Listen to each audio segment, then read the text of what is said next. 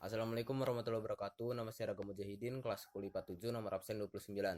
Di sini saya akan menceritakan tentang perjuangan dakwah Nabi Muhammad. Yang pertama adalah ketika Nabi Muhammad itu menyendiri ke Gua Hira, maka turunlah malaikat Jibril menyampaikan wahyu yang pertama, yaitu Quran surat Al-Alaq ayat 1 sampai 5. Maka ketika Nabi Muhammad sudah mendapatkan wahyu, maka Nabi Muhammad wajib menyebarkannya kepada umatnya. Yang diajarkan Nabi Muhammad kepada umatnya yang pertama adalah akidah atau tauhid, seperti tiada Tuhan selain Allah, bahwa seluruh alam ini diciptakan oleh Allah, dan lain-lain. Sesuai apa yang dijelaskan dalam Quran surat Al-Ikhlas ayat 1 sampai 4. Kemudian yang kedua yang diajarkan Nabi Muhammad kepada kaumnya yaitu akhlak. Karena ketika di zaman Nabi, akhlak para kaum kafir Quraisy ini sangat terbelakang, seperti membunuh, berzina, berjudi, minum minuman keras, membunuh anak perempuan, dan lain-lain. Maka akhlaklah yang diajarkan oleh Nabi Muhammad. Seperti yang dijelaskan dalam Quran surat Al-Hujurat ayat 10.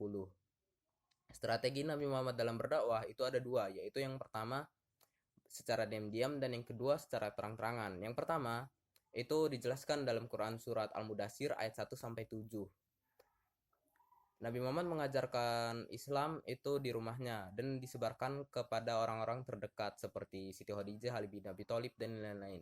Maka dari sanalah muncul orang-orang yang pertama kali masuk Islam atau disebut As-Sabiqunal Awalun, seperti Abu Bakar As-Siddiq, Utsman bin Affan, Siti Khadijah, Ali bin Abi Thalib, Sa'id bin Abu Waqqas, Hamzah, Bilal bin Rabah, dan lain-lain. Yang kedua adalah secara terang-terangan. Yang perintah Allah untuk berdakwah secara terang-terangan dijelaskan dalam Quran surat Asy-Syu'ara ayat 214 sampai 216 dan Al-Hijr ayat 94. Ketika Nabi Muhammad dakwah secara terang-terangan, maka sedikit demi sedikit banyak kaum yang masuk Islam, tapi juga banyak kaum kafir Quraisy yang menentang. Reaksi kaum kafir Quraisy terhadap dakwah Nabi yang secara terang-terangan itu sangat menolak, dikarenakan kesombongan, masih percaya kepada leluhurnya, seperti yang dijelaskan dalam Quran surat Al-Maidah ayat 104. Dan juga karena eksistensi dan persaingan kekuasaan.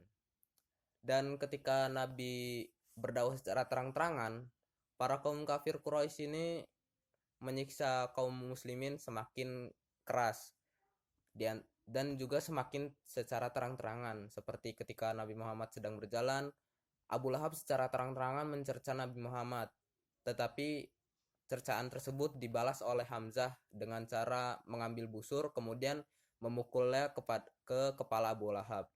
Atau seperti Uqbah bin Abi Mu'id yang ketika Nabi Muhammad sedang tawaf, leher Nabi dijerat kemudian diseret, tetapi untungnya diselamatkan oleh suatu kaum.